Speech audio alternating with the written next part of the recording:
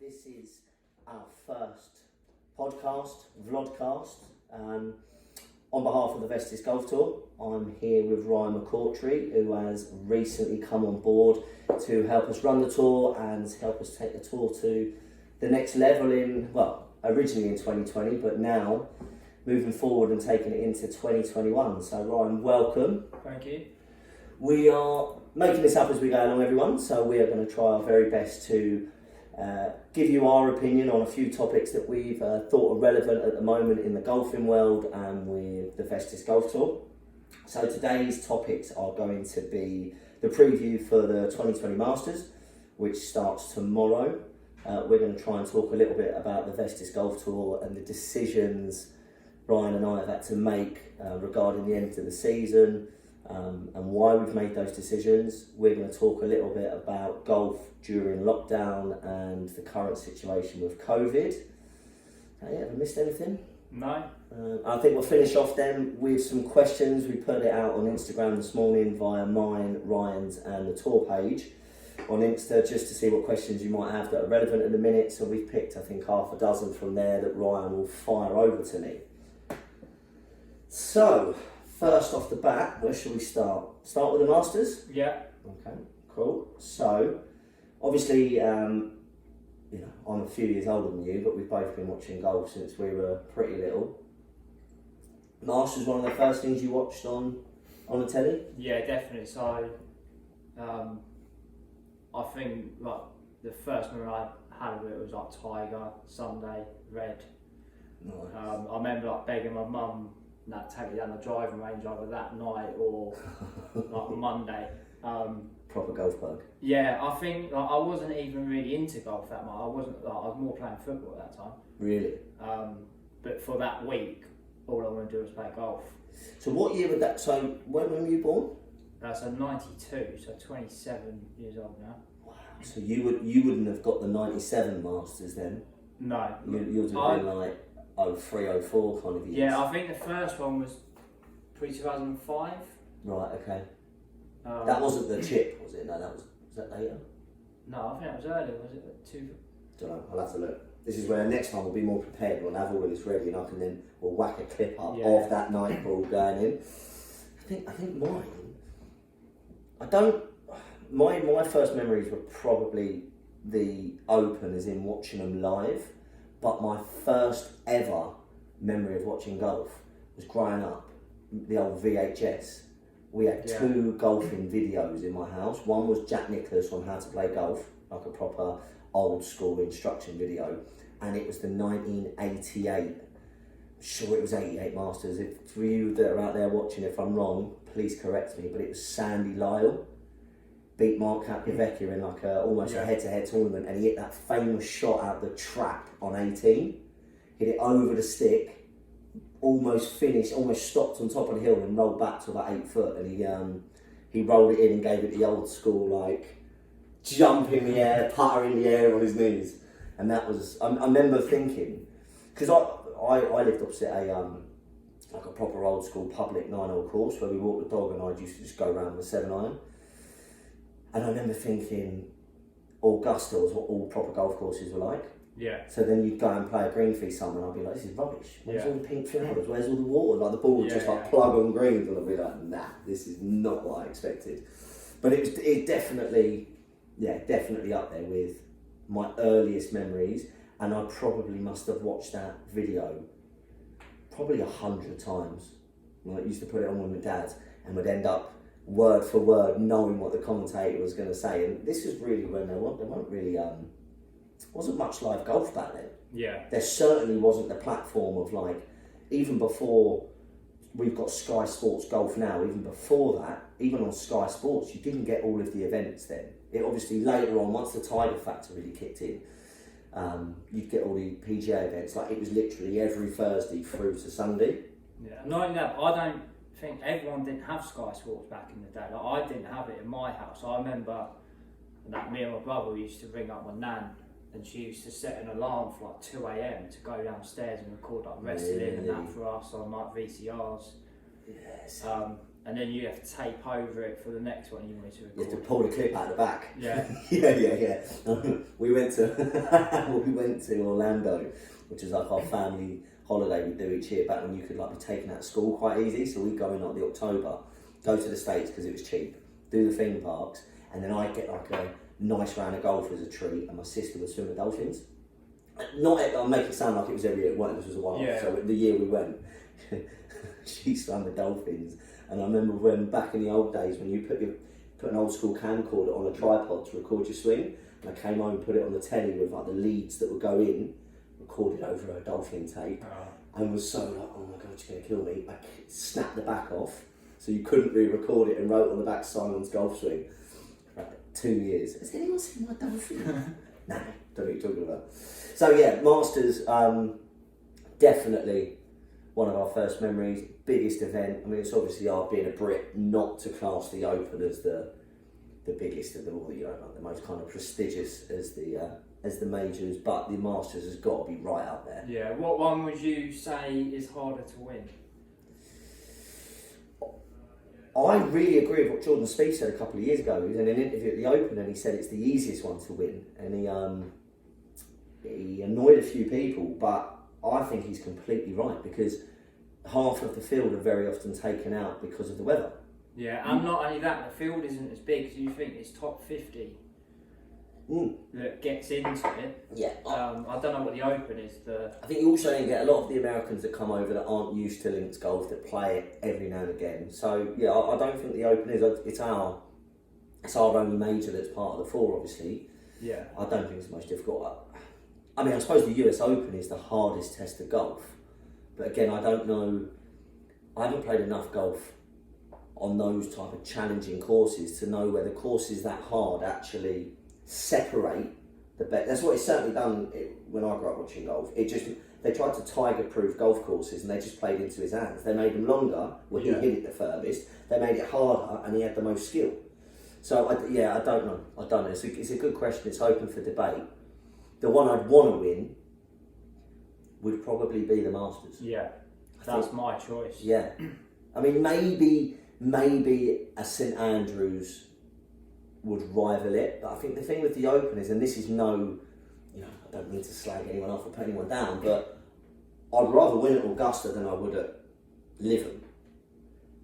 St Andrews would have that kind of home of golf and the prestige and all the big boys that won there, Tiger, Jack. And I think walking down the 18th with the stands on either side, it's a lot. At Augusta or the Open? At the Open. Yeah. Like the setup for the 18th is... Yes, obscene. That's what I proposed to Kelly.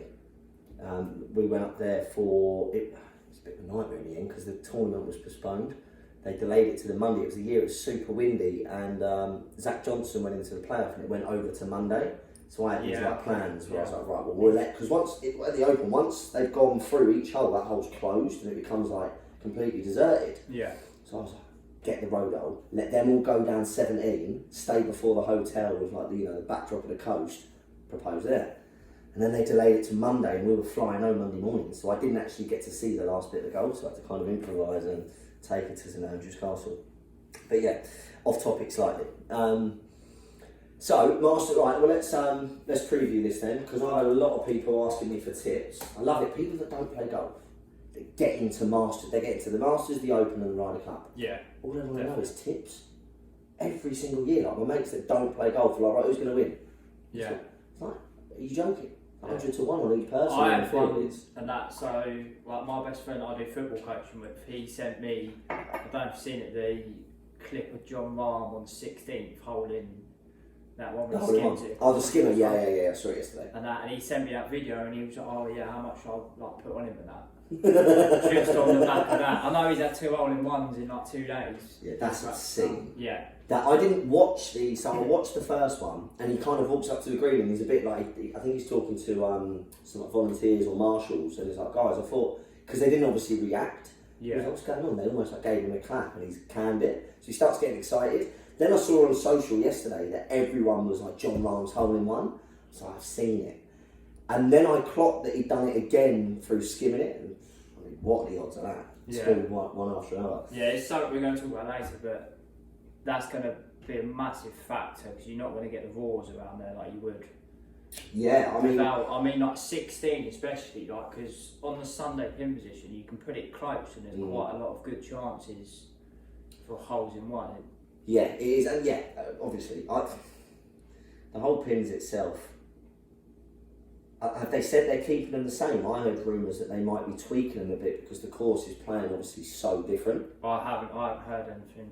Yeah, so it'd be interesting. It's interesting to see before each day comes out what the normally they'll dot them, won't they? So you'll be able to see as they're putting across greens. You should see tiny, or at least the commentators should pick up on it and give us a bit of a clue. But the rumours I heard were because it's playing so much longer, they won't be quite as severe because it could almost be a bit of a waste as well because Mickelson was saying in an interview yesterday you can stop the ball so much quicker. The aprons, he was saying, or it might have been Steve that was saying this, there's a couple of the aprons where you miss the false front and you're like 50 yards back down. Yeah. He said now it's running out at 10 or 12 yards, so it's going to allow players to be a lot more aggressive, whereas they're all kind of programmed and gone through all of their rehearsals as don't miss on this side. He was saying he watched Tiger and Phil practicing and they don't even go over to some spots because they know they're not missing left on that hole. It doesn't even come into the equation. So it could bring the whole field a bit closer together. The fact that there's no crowd, like you said, I mean, there was a famous, a real popular clip that came out from last year in Tiger won, and I think it was Brooks on 16. As Tiger at the 15. Tiger had done something on the previous green, and I think Brooks is about to get over the ball, and you hear this roar. Brooks said in his interview, obviously a Tiger roar. Like, that was Woods hitting into the 16th because he nearly holed it. Right, From 17 because it was him and I think Poulter as well. Right, okay. And you can see him looking over. Yeah, they look to their right, don't they? Yeah. Okay. So I mean, that kind of element, I think will play a big part, especially if you get some of the young guys. You get Fowler that's not won. Where else are we? Patrick Cantillon, and I'm just looking here at the kind of top odds. But people that Patrick Reed, who's not very popular, no crowd has to help him. And again, the young guys that have got that adrenaline and nerves, and we've seen what the back nine did to Rory, and a few others. I mean, even Molinari last year, who went down the stretch 2 months, was it later or before the year before, when he beat Tiger at Carnoustie. So it was last year when Molinari he put it in the water. Yeah, no. He put it in the water at the Masters, but the Masters is before the Open, and he'd already beat Tiger at it, so that must have been the year before that. So what I'm saying is he's gone down the stretch at the Open Championship, played brilliant golf, seen off Tiger and everyone else. So now he's going into the back nine at the Masters. He's known as the most consistent ball striker on the planet, and you think this is going to be hard to catch him. Yeah, it falls apart. So the fact that it's happened to a Molinari and a Rory, and when then the crowd get on your back, you hear the gasps, don't you? You see the ball landing on the front and it trickles back in. Yeah. I think that's got to help the inexperienced players. But I'm excited. It'd be good just to get the most viewed major out and be able to watch it. But it will be a bit strange, with no crowds, definitely. How do you feel with Rory? Because obviously, normally every Masters he's the talking point that he hasn't won one, he's been in contention. Yeah. But now it's all on Bryson and what he's going to do. You haven't really heard much about Rory. Do you reckon it could help him? Definitely. Not having any.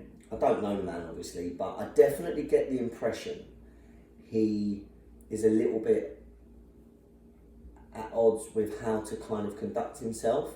As in, I've seen interviews with him, and I've obviously looked with my game and a lot into the mental side and how to act on a golf course. Like, sometimes is it good to be super kind of pumped and in the zone and aggressive, or do you just be completely yourself? And I think Rory's getting to the point now where that you're the next Tiger Woods thing, I don't think it helped him.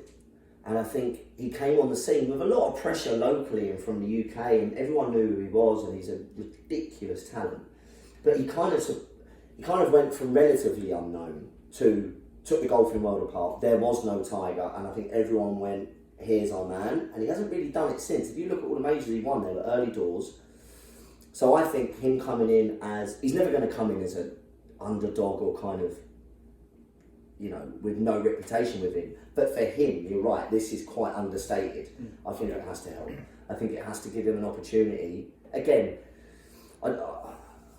I haven't seen a lot of the press, but I can't imagine there's quite as much press being done by all of the players. There won't be, the autographs and the signing gloves afterwards, which he's renowned for doing lots of.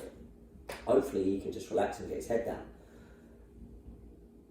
I don't think there's a golf course on the planet that could be more suited to him. Yeah. For someone that bombs it like he does, drives it like he does, hit a high draw, the thing is if you're there or thereabouts on Friday, can he hold the putts? I mean, that's probably the only thing that he's questioned about.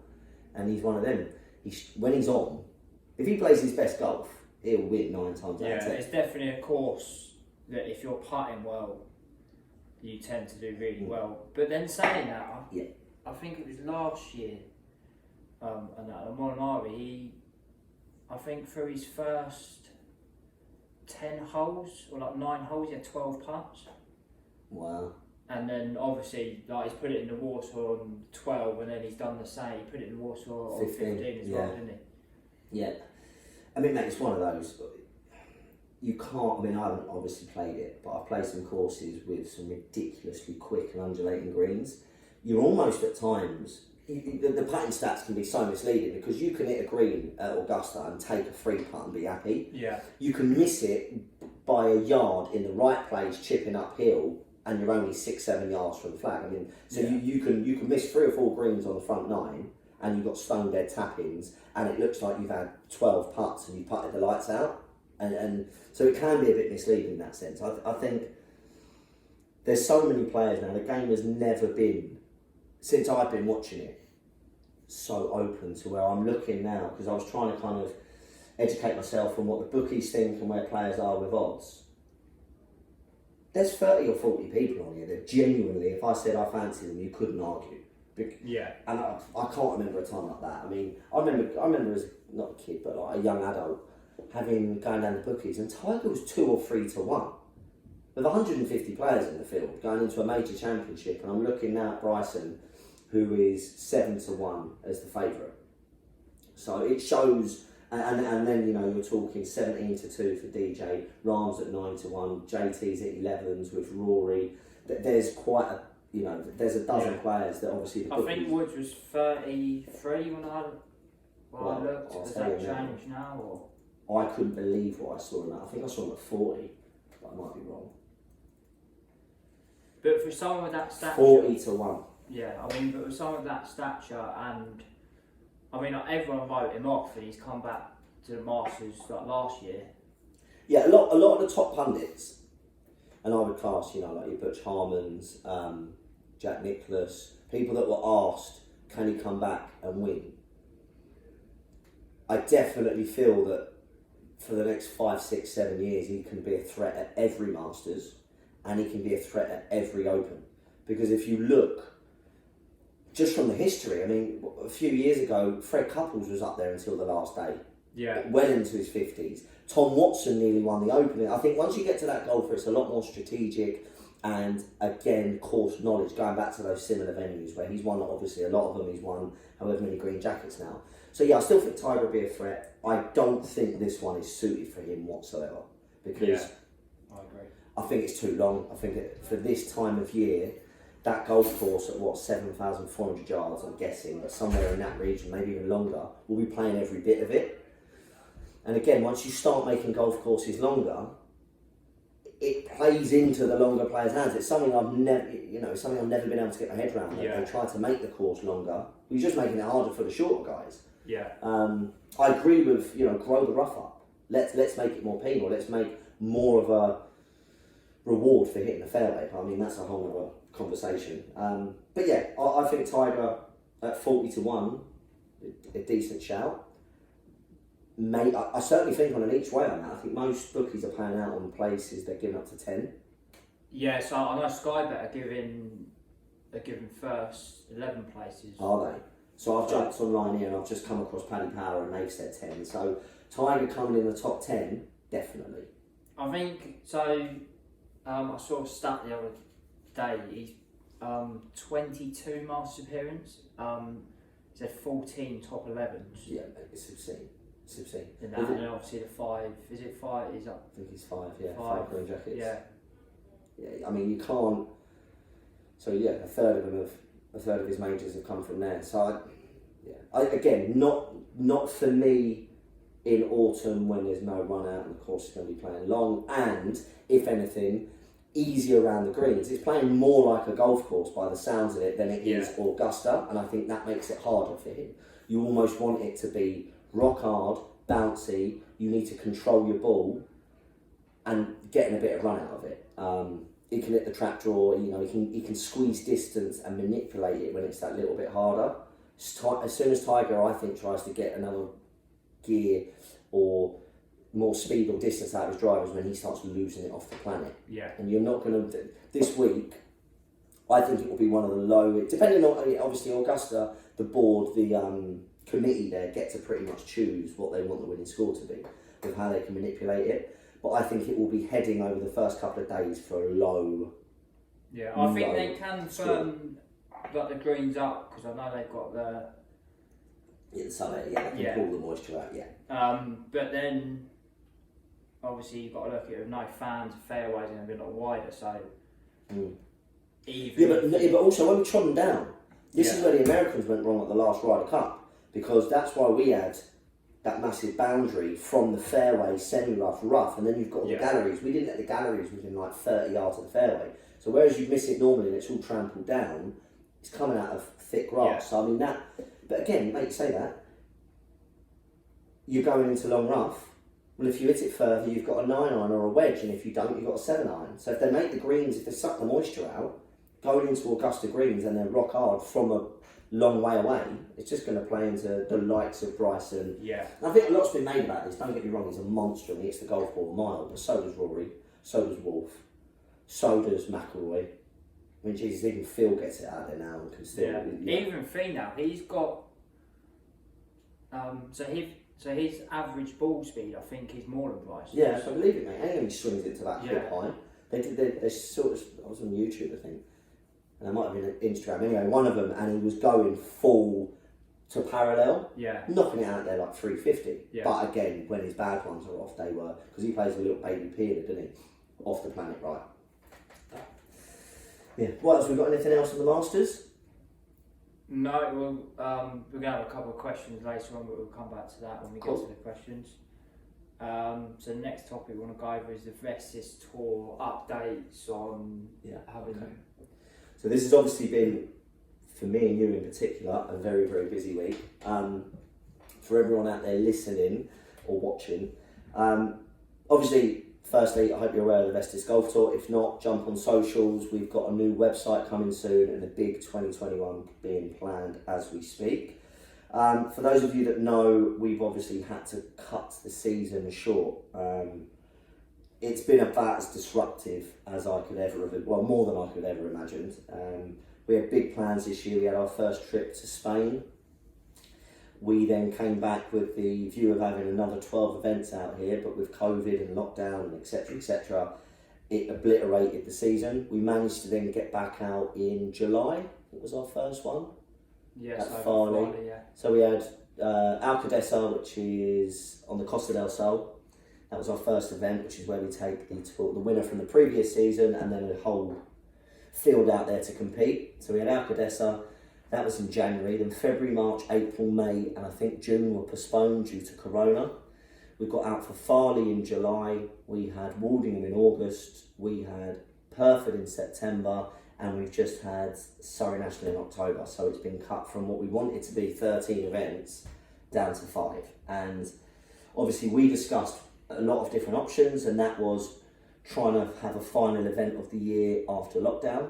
The rumours from the English Golf Union and in general that if we do come out of lockdown, it will be regional and there'll be different restrictions. And obviously we've got people coming from all over, from different counties and from far north as Sheffield with the Yorkshire golfer Ollie, who's right in contention. I think he's 3rd or 4th in the order of merit. And it just didn't seem right to put a massive emphasis and really try and push it to the last event and have to justify why we're doing it, which is a lot of time, it's a lot of media, and then get to the point where the golf courses turn around and say it's only 2 balls, you can't have gatherings, you can't, etc, etc. So that was the reason that we didn't hold a final event for this year. Then we looked at trying to finish the season, which would have meant ideally 2 events, into next year, which would have meant as soon as possible, because we don't want to delay it. We had options of running parallel with a new season, but it gets a bit messy and a bit complicated. And ultimately, the reason we decided against it was we then had a real genuine concern that they just announced furlough until March, which I think everyone opened up their eyes and went, well, what? We're meant to be in lockdown until December. We're now looking at furlough until March, so there's something we don't know, something else is coming. So what we didn't want to do was go, right, this is what we're doing, don't worry, we'll finish the season as planned, which has already been disrupted and obliterated, so it's lost its kind of 12, 13 event schedule anyway. It's been cut down to 7 was the original plan.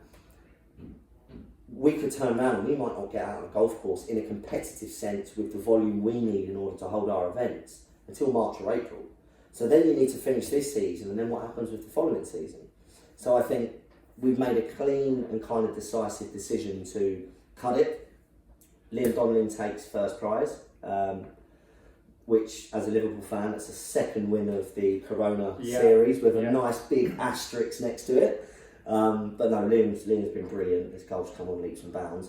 But he's given it, we've left it as it is. We've spoken to all of the players individually that are in the top 5 and tried to sort them out in one way, shape or form, because it's all geared around that trip to Alcadesa, which again, we don't know when that's happening. That could be later than what it normally is. Well, it's normally Feb, and we would normally have a full field by now going, being November, so it definitely won't be early next year.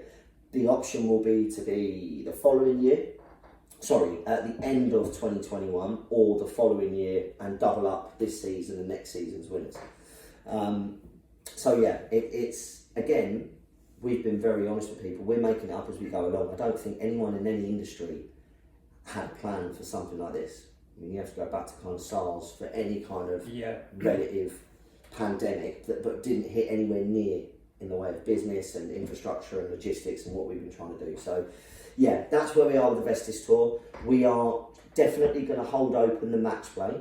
So everyone that's through to the next round, the cut-off has been done, the draw is ready to be made. I didn't see any point in making the draw now and then saying we'll let you know. I'd like to do a nice big live, get some excitement and momentum back. Again, the winner of that gets a trip out to Alcadesa in Spain. And once we're ready, because if we get the lockdown right, we might be able to get that next round completed by Christmas and say, look, you've got, or maybe early in the new year, because you can do 2 balls, you can go out and play your game. It's not really relevant and it's not on the same platform as the tour. So the match play is still going ahead as and when COVID allows, but the season is done, dusted, brought to a close, and we now have a lot of work to do to come up with the schedule for 2021. Get the new website up and running so it can be a little bit more user-friendly for people, and obviously come up with definitive plan B, C, D and E, for example, as to if this happens again next year, we won't have to make it up on the spot. The players will know. When they join the tour, when they set up to commit to the season, they will know that if this happens, this is what the outcome will be. So that it's a lot more, I don't like it at my discretion. Donnelly's probably buzzing that I've made this choice, but James Sparrow's probably thinking, I could have really done with one more event.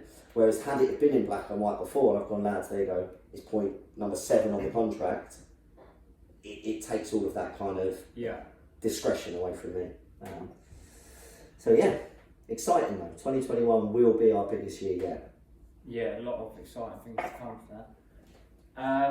So moving on, next topic is COVID in golf. So first I just want to ask you a question. How are you finding lockdown, not being able to play golf? Is there anything you trying to work on or keep the swing going? I'm in a very fortunate position where obviously I'm still very much in golf, whether it's with the tour, whether it's with clients that I'm coaching, whether it's with other pros that I'm talking, communicating with, yourself. And I think when golf is still very much in your life, you get that buzz to want to go out and play. Like I'm sure as you saw on Instagram, I went out yesterday to walk the dog and found a very large field that was not a golf course. Took a 7-iron and a few balls and keeps you ticking over. But it sucks. No one that's into their golf, lockdown is not ideal. When you look at the state of the world, and this is coming from my opinion as a business owner, it could be a lot worse. One thing we learned from after the first lockdown is that the golfing industry receives a boom once we are allowed back out. I mean, they basically said last time, you can't leave the house. You have to spend all your time at home with your wife and kids, unless you want to go and play golf. Yeah. I had people that I played football with when I was 14 years old phoning me going, can you get me on a golf course? I mean, it was ridiculous. And golf courses have obviously, not all of them, I'm not going to tarnish all of them the same, but have been, a harsh word would be greedy, and a positive word would be clever, that they've really latched onto this. They've upped their prices, they seem to be filling golf courses. Yeah, I think we've definitely seen it on the tour, and I know a lot of golf courses have, like, their members have like almost doubled. Yeah, well, some of them actually have, not Yeah. even doubled, yeah. Yeah, I mean, I know it is harder to get onto a golf course, like, from, like, coming out of lockdown, but I think they could have maybe treated the members a little bit better, because I know some golf courses it was just full of people that like haven't played in a few years, and the members were like, well, we're paying X amount and we can't even get a tee time because it's just... That's where I think, I mean, again, I run a business, all I do all day when I'm doing my accounts is look at spreadsheets, and it's money in and money out, and when you run anything like that, you lose that personal touch. It's imperative that they don't do it at golf, because I can tell you this, 60% of the people, and that's being generous, at least 60% of people that have come into golf during the coronavirus lockdown will not stay in golf. Yeah. And then you're going to be left with your members, and if you've annoyed a lot of your members, you're going to lose them. So it is a fine balance, but again, I get the spreadsheet, I get the monetary terms, I get the fact that they would have made no money for all of that time, lost society rates, people cancelling memberships. And again, not every golf course has dealt with it the same. I think there's 3 levels to it, where you have your pay and plays, who don't really need or want, they want memberships, but during this time, our golf course is full with people paying X amount each time. Yeah, just get as many people on that t-shirt. You have your elite golf courses, but not elite, sorry. You have your proper members clubs, your old school. I used to be a member of Raw Surrey growing up. I've got a friend who's still a member, and we've gone and played. And they've got 2 golf courses. It was just rock up and play. Unless there was a block booking for a medal or a comp, or you didn't book tee times, you just went and played. They've had to introduce tee sheets. They've had however many more members, but because they don't let guests come down and take the members' tee slots, it's the in-between courses financially and with their identity that are not members clubs, not pay and plays, a mixture, and they're the ones where if I was a member there, I would have been frustrated. Yeah. I know you've seen it being at Kingswood, which is one of my favourites. We played dozens and dozens of rounds there together, but you could just tell the membership was overloaded. The tee sheets then weren't managed. We were, last day of golf, everyone wanted to get out and play, and they've got a dozen 1-balls going out. There was things that I don't think they did right, and hopefully when we come out of this lockdown, it will be slightly different. I mean, it will, because it will be middle of winter. That's what I was going to mention. Obviously, like the days are shorter. Yeah. And how many people? I think this is when you're going to see like the true golfers who play for the love of the sport rather than I'll go out and play with my mates because it's going to be cold, wet. I think you have your select for excuse me. You have that group of golfers that just play all year round, and you have others that are just summer. Yeah. I mean, mate, and that was it. Last lockdown, I mean, it was a heat wave. Everyone was out doing long even walks. From the very start of lockdown in March. That's what I mean, yeah.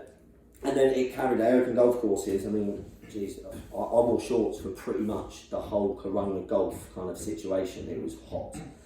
As you said, now it's not like that. I still think, and also, taking 2 or 3 months off golf when you play a lot is a long time. When you don't, it's not. So people that have been locked in the house again, I still think you'll get an initial surge, you'll get a buzz of people going, let's get out, let's go and play, let's go and have a lot. It's Christmas, it's a festive time. Golf is much more now, let's have a beer on the way round.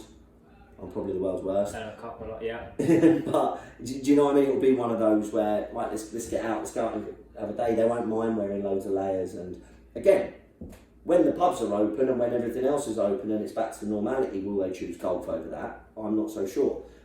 Only time will tell. I think a good comparison to it is, and that. So it gets to like this, well, maybe like December time, Christmas, end of the month, and then you've got like New Year coming up, and you go to the gym on the 2nd of like January, and it is just, and then it gets to February, March time. Everyone's falling off the floor. And then you go back to your regulars that go in like 6 times a week, 5 times a week.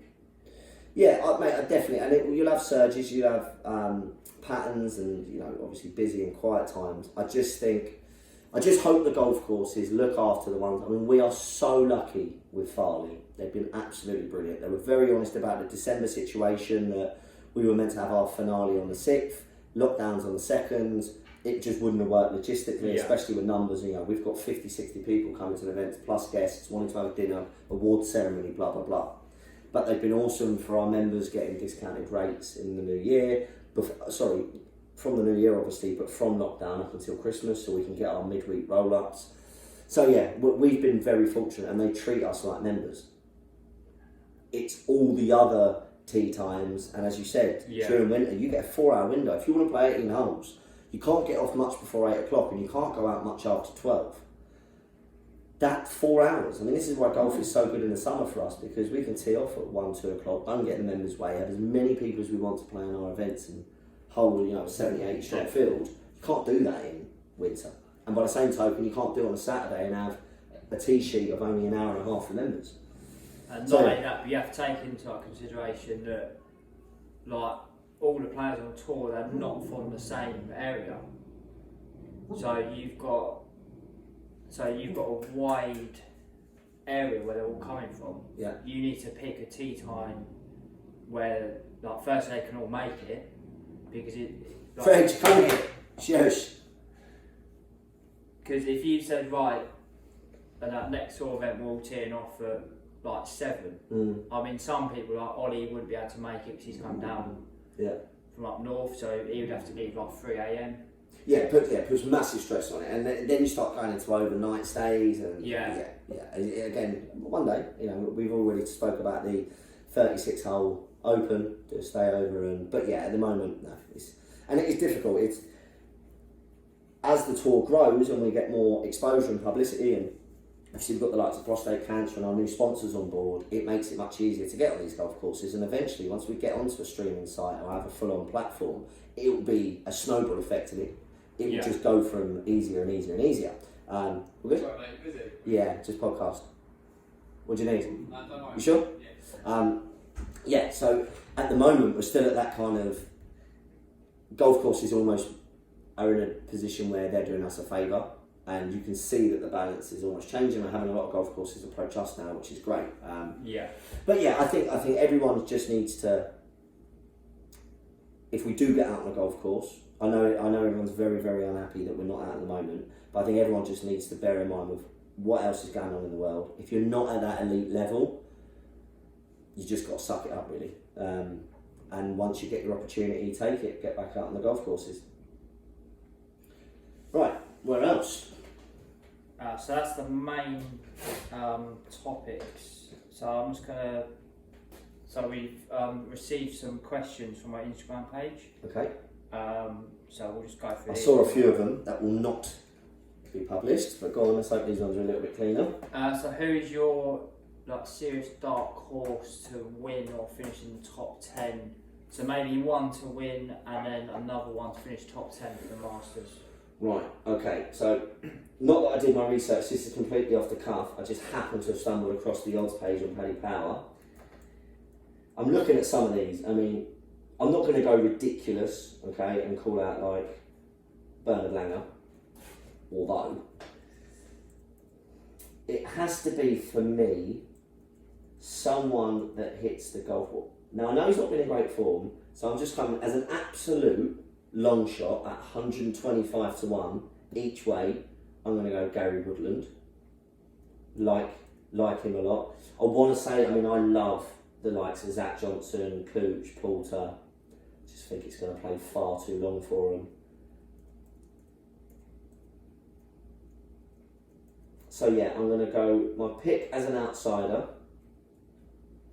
And then at 55 to 1, we spoke a little bit about this earlier, no fans, not that intensity created from the pressure of the roars, and be able to get on with his week a little bit.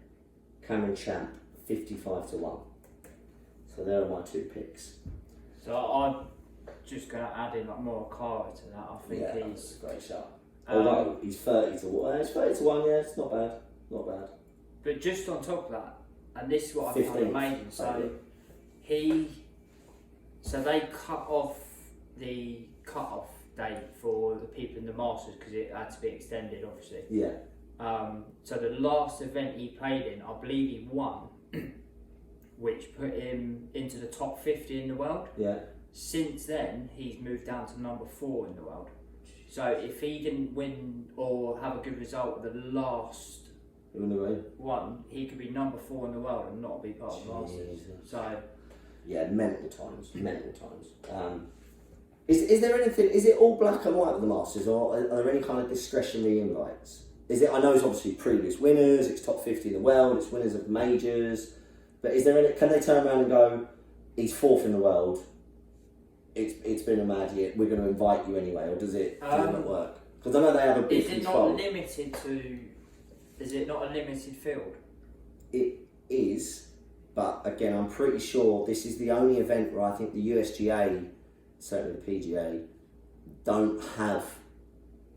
they certainly don't have the final say, and I don't think they have a massive amount of clout when it comes to making decisions. I'm sure everyone that I've heard talk about it, it's the Augusta committee that do pretty much everything, but I'll have to check that and look into it. Because I'm not sure how inside, but I could have sworn I heard it might have been on Twitter or something like that, that it's not going to be a cut this year because it is just No, they are doing a cut.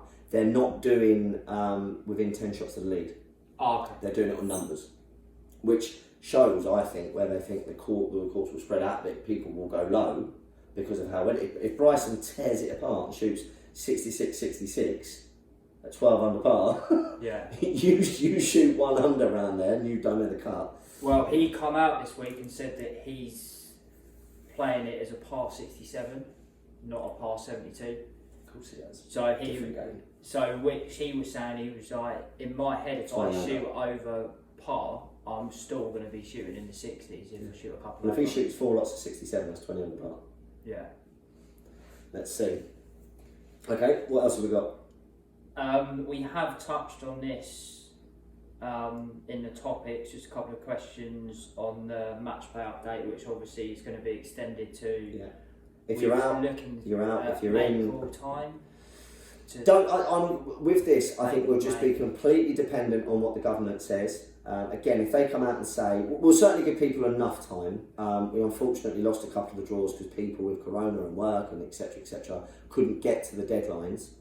So I'll make sure it's very generous because you've gone through 2 stages already. But it will, we'll publish, and everyone will get an individual message as always, and we'll publish it on social once we know exactly what the government are letting us do. And then just quickly go over it again. Why is the tour finished? I know it's quite annoying that we can't go out in 2 balls as we said earlier, but I think it was just, again, we looked at so many different options. There was the possibility of doing it through 2 balls. There was the possibility of delaying it and running it alongside the new season. But I just think if it had been the first disruption, I'd have been much more persuaded to try and get through it. Yeah. But because we'd already had one, and it wasn't as if there was only 1 or 2 events, we had 5 or 6 events. Our winner had a win and a runner-up, played in all of them, was very consistent. It seemed like the easiest and the right thing to do. But as I said, I don't want to have to make those decisions. I want it to, in the future, be black and white, completely clear cut. That's what happens. How important is fitted equipment? And what would you say if you haven't been fitted before and you're looking into it? What would you get fitted for first, and would you got irons? Okay, so this is a podcast in itself. The very quick answer is very important or not very important. And what I mean by that is, if you're a beginner or if you're off a very high handicap with very erratic striking and shots, and you know, I don't think having. Hang on 1 second. Do you want to go outside? I don't think having the right flex in your shafts and loft and lie on your irons is going to improve you to a point where I would go down the range. And if you've got no money, if you've got unlimited money and no budget, yeah, get fitted. Why would you not? Yeah. It doesn't hurt. The problem is that, and I've done this myself, I got fitted reluctantly. It was amazing. But then I changed my swing and I got a bit better, and I was working on pacifying my hands, and all of a sudden I didn't need that stability in a shaft that was so imperative 6 months before. Yeah. And not only that, but you get, so when you have a fitting, you obviously get the lie angle if you need it, degree upright. Obviously, if you then start having lessons, It could change. And you change your setup, then it's all... Exactly my point. I think if you go with something, I mean, unless you're 6'6" or 4'8", and you need obviously long or short, I think just get a set of clubs, get into playing consistently, and then you'll make a decision, and you'll notice when you start to hit a bit of a plateau, and that's probably the time to look into it. If you're not, you know, I'm talking.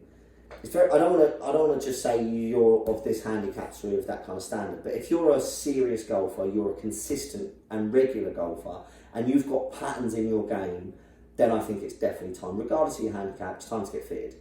I see a lot of guys on tour where I'll only see half a dozen shots around, but I can pick up on their habits, their misses, and I'm like, that's the wrong club for you. I see people still online in our WhatsApp groups and our social media swapping clubs, and I look at them, I look at their swing, one swinging on a one plane completely flat, the other one's upright and steep, and you know, the swing speed's 20 miles an hour difference, and they're swapping 2 irons, and I'm like, what are you doing? So yeah, but for a good player, or for a consistent and regular player, it is the best thing I've ever done.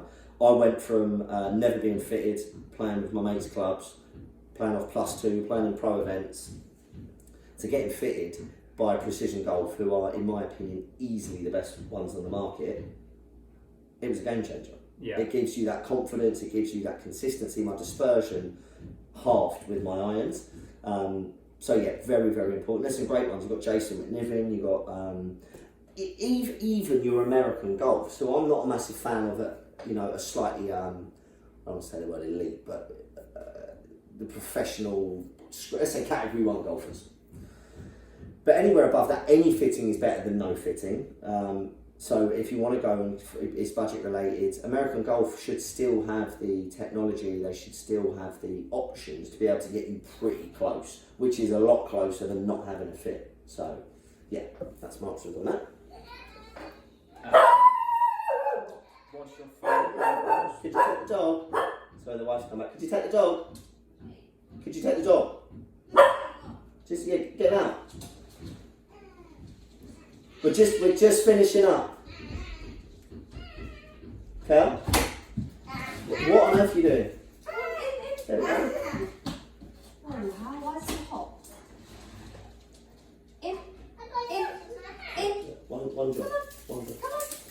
There we go. Right. Sorry. Go on. Yes. What is your favourite golf course you've played, and what makes it different to any of the others? Well,